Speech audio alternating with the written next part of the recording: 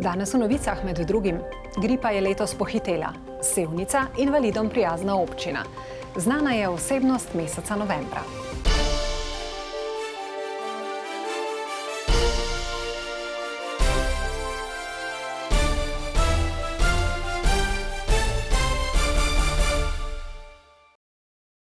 Lepo pozdravljeni. Letošnja sezona gripe se je začela slab mesec prej. Zakaj se je pojavila tako zgodaj, kakšni so simptomi in kako ukrepati, boste izvedeli v naslednjem prispevku. Na novomeški enoti Nacionalnega inštituta za javno zdravje pojasnjujejo, da je za virus gripe značilno, da se izredno hitro spreminja. Očitno je to se zgodilo tudi letos, tako da je potem več ljudi, ki nimajo nobene zaščite in se uspešno lahko širi že prej. Katere skupine so trenutno najbolj na udaru? Zdaj največ primerov pri mlajših, torej otroci in mladostniki. Opažamo tudi že prehod na starejšo populacijo. Dodaja, da vrhunec sezone gripe pričakujejo v naslednjih tednih. Tistim, pri katerih se pojavijo simptomi? Visoka vročina, boleče grlo, slabo počutje bolečine po mišicah, torej drugače kot navaden prehlad. Svetuje, naj ostanejo doma. Poskrbimo s temi zdravili, ki jih lahko sami kupimo v lekarni, da je zadeva lažja. Če ne gre v nekaj dneh na bolje, je treba obiskati zdravnika. Gripa je posebej nevarna pri manjših otrocih in starejših kroničnih bolnikih. Gripa se lahko zakomplicira s pljučnico, z vnetjem srednjega ušesa pri majhnih, pa tudi poslabšanje kroničnih obolenj pri starejših oziroma kroničnih bolnikih. Ti morajo biti bolj previdni. Vsem, še posebej pa starejši populaciji svetujejo cepljenje, za katerega po besedah Koširjeve letos vlada nekoliko večje zanimanje. Ampak to še vedno daleč od tega, kar bi si želeli. Zaradi porasta gripe in nekaterih drugih respiratornih infektov so v novomeški bolnišnici obiski pri pacientih omejeni na eno zdravo osebo na dan za 15 minut med 15. in 16. uro. V centru intenzivne medicine pa lahko bolnika vsak dan med 14:30 in 15:30 obiščeta največ 2 zdrava obiskovalca, pri čemer je čas obiska v bolniški sobi omejen na 10 do 15 minut. Vsi obiskovalci morajo ves čas trajanja obiska nositi zaščitno obrazno masko. V pripravi je strategija regionalnega razvoja Slovenije do leta 2050. Predstavili so jo tudi v Novem mestu in mi smo bili tam. Osnovno vodilo strategije je močne regije, močna Slovenija. S strategijo hočemo predvsem na eni strani slišati regije, slišati primerjalne prednosti regije, konkurenčne prednosti regije, mogoče celo razvojne specializacije. V jugovzhodni Sloveniji je regija, ki je zelo gospodarsko močna in je z tega vidika še posebej pomembna. Drobnič je poudaril, da želijo delovna mesta razvijati tudi v regijah, ne le v Ljubljani, in izkoristiti njihove prednosti. Pozdravljamo dokument, pozdravljamo pobudo, pozdravljamo tudi to, da je ta pogled nekoliko daljši. Se pravi, da to ni strategija za naslednjih 5 let, ampak do leta 2050, kar omogoča nek drugačen razmislek, kot če ga bi delali za kratko obdobje. Je pa vprašanje, ali so te ukrepi, ki so tukaj predvideni, dovolj močni, da bomo seveda vse te procese centralizacije, ki se dogajajo predvsem v središču v Ljubljani, znali tudi uspešno implementirati. Brantkovič je dodal, da strategija obravnava glavne infrastrukturne in demografske izzive regije, a da je najpomembnejše vprašanje, ali bodo zanjo zagotovljeni viri. Da brez razvoja infrastrukture, predvsem cest, enakomernega razvoja regij ne bo, so izpostavili tudi nekateri župani jugovzhodne regije. Razvojne osi bi morale tukaj dobiti nek epilog z nekim ciljem, da jih zaključimo, da vsem državljanom in državljankam omogočimo približno enak dostop do prometnih povezav. Na to šele lahko delamo določene kohezijske ukrepe in seveda vse, kar s tem sledi. Brantkovič verjame, da bi lahko regije z dodatnimi viri tudi iz integralnega proračuna načrtovale bolj ambiciozno. Osnutek strategije je v javni obravnavi do 23. decembra. Škocjanska občina, ki je v zadnjem desetletju v obnovo vodovodnih sistemov vložila več kot 10 milijonov evrov, želi zagotoviti zanesljivo in predvsem varno vodooskrbo. Zato je pristopila tudi k urejanju potrebne infrastrukture še v 3 zaselkih. Naložbe bodo predvidoma končane že v zimskih mesecih. Izvajalci gradbenih posegov so, kot pojasnjuje škocjanski župan, po uspešno zaključenih javnih naročilih z deli pričeli v jesenskih mesecih. Sicer smo za ta del Mocvirja morali ponoviti, ker je preseglo omejeno vrednost, koliko smo imeli razpoložljivih sredstev, tako da v naslednjem fazi smo pridobili ustreznega izvajalca in seveda tudi smo v okvirju tistih razpoložljivih sredstev, ki jih imamo v proračunu za ta namen namenjenih. Naložbe na Stari Bučki v vasi Močvirje in na vinogradniškem območju Lepi Stan Luntovž so skupaj z davkom vredne okrog 600 000 evrov. Od tega dobimo 250 000 evrov nepovratnih sredstev, ostalo zagotavlja občina Škocjan. Dela se ta čas pospešeno izvajajo na 2 območjih. Tako v Mocvirju, kot tudi v Lepi Stan Luntovž, tako da in seveda v nadaljevanju se bodo pričela tudi dela. V enem delu so se že, v enem delu pa še se nadaljujejo Stara Bučka, kjer je ravno tako potrebno prenoviti ta obstoječi vodovod. Medtem ko bo v vasi Močvirje zgrajeno omrežje nadomestilo zdajšnji vaški vodovod. Tako da bodo imeli zagotovljeno v tem delu tudi zdravo, čisto pitno vodo. Če pa govorimo za ta del, bolj višinski del, kot so pretežno vinogradniško območje, pa tudi del je stalno naseljenih, pa gre za izključno nov vodovod. Z naložbami, ki morajo sicer biti končane do poletja, bodo ustrezno vodooskrbo skupno zagotovili okrog 50 lastnikom nepremičnin in gospodinjstvom. Na Uršnih selih pa so pripravili slovesnost ob obnovi spominske plošče, posvečene tajnemu skladišču orožja manevrske strukture narodne zaščite, ki je bilo v 90-ih skrito na domačiji hranitelja orožja Stanka Povšeta.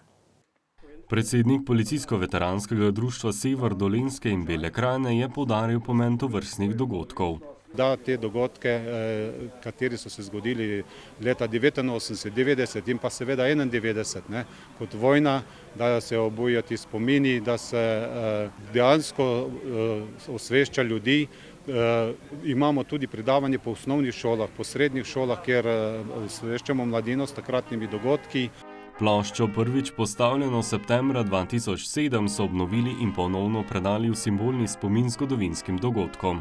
Smo ponosni, da je tudi naš kraj pred 35 leti, da so bili udeleženi v takratnih dogodkih in jaz verjamem, da tudi mlade generacije, da samo to obeležje bo kaže pot mladim generacijam, da se svoboda ali pa to, kar danes imamo, ni samo od sebe, ampak se za to treba zmeraj boriti. Generaciji, ki se je za to borila, se lahko poklonimo in zahvalimo, je še dodal. Na slovesnosti so sicer obeležili tudi 36 let akcije Sever. Takratni uradnik za notranje zadeve Milica je preprečila miting resnice v Ljubljani in v zvezi tega imamo danes tudi ime društva oziroma zveze Sever po takratnih aktivnostih Milice. Ob tem pa so praznovali še 35 let manevrske strukture narodne zaščite. Leta 90 v maju mesecu je takratna jugoslovanska armada želela odpeljati orožje teritorialne obrambe in v ta namen se je ilegalno sestala skupina ljudi na nivoju države takratne Republike Slovenije in ilegalno pristopila skrivanju orožja. Osnovni namen je bil varovanje osamosvojitvenih ukrepov, je še poudaril. Obeležje pa opominja na pogum in tiho delo številnih, ki so prispevali k slovenski samostojnosti. Zaradi načrtnega zagotavljanja enakih pogojev za življenje in bivanje oseb z oviranostmi pa je občina Sevnica v teh dneh pridobila certifikat Invalidom prijazna občina.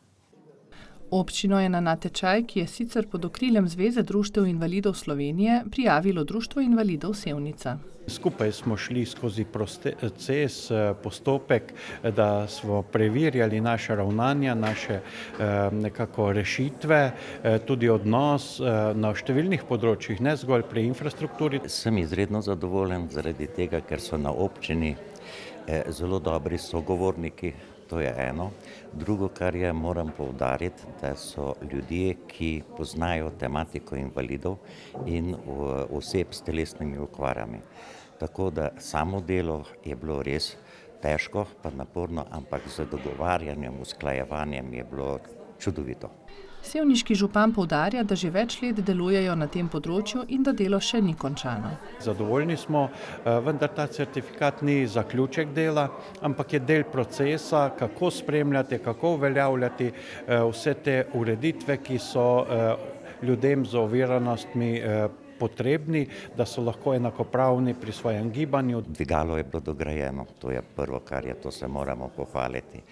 Potem prehodi pri osnovni šoli Ana Gale si je bil čudovito rešen, tako da v tem obdobju je tudi zelo velik. Ampak kar je pa najbolj važno, smo pa to, da smo povezali ljudi med sabo.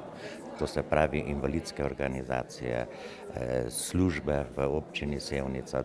Zelo pomembno pa je po besedah sogovornikov tudi, da imajo za to področje že izdelan akcijski načrt za obdobje do leta 2029.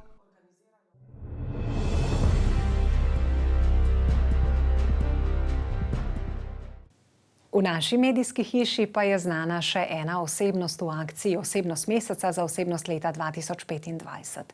Osebnost novembra je Gasilska zveza Metlika. Organizirano gasilstvo je na Slovenskem doma že poldrugo stoletje. Prostovoljna gasilska društva so se povezala v gasilske zveze. Letos jih je kar 45, obeležilo 70 leti delovanja. Tudi Gasilska zveza Metlika, ki je ob tej priložnosti prejela plaketo občine Metlika. Je priznanje vsem gasilkam in gasilcem 17 prostovoljnih gasilskih društev in komisijam pri Gasilski zvezi Metlika, ki uresničujemo poslanstvo gasilstva. To je priznanje lokalne skupnosti in lokalnega prostora, da delamo prave stvari na pravi način. Poleg Metlike, zibelke slovenskega gasilstva so praznovali tudi prostovoljni gasilci v gasilskih zvezah Brežice, Ivančna Gorica, Krško, Novo mesto, Sevnica in Trebnje. Tako so posredno tudi oni naša osebnost novembra. Zaključujemo v Trebnjem. Mešani pevski zbor Leo Fortis in dramska skupina Plin sta nedavno združila moči in občinstvo navdušila z glasbeno igro Vse po starem. Na dobro uro dolgi predstavi ni manjkalo iskrivih dialogov in priredb različnih uspešnic, ki jih poznamo z radijskih sprejemnikov. Nek kontrast, neka zgodba, da je tukaj bila, ne. Seveda pa smo bili pogojeni tudi s tem, za katere skladbe obstajajo zborovske priredbe. In iz teh smo potem črpali nekaj tistega, kar se nam je zdelo najbolj primerno za zbor. Sporočilo je, da se imamo fajn, v bistvu v tem decembrskem času, pred novoletnem času.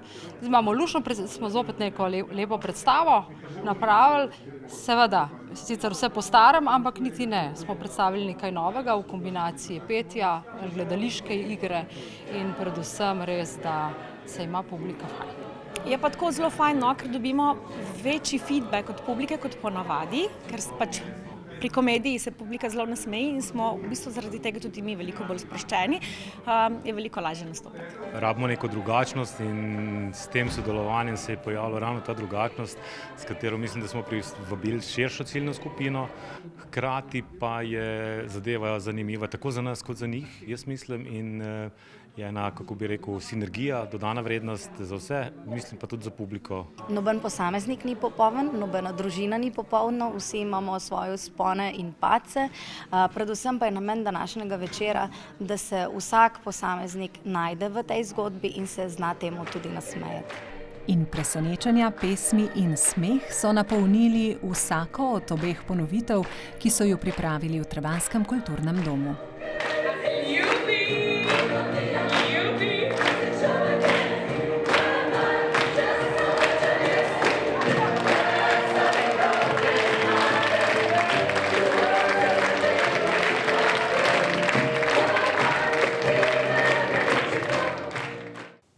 Smehom in pesmijo je vse lažje. Naj vas spremljata, predvsem pa bodite lepo.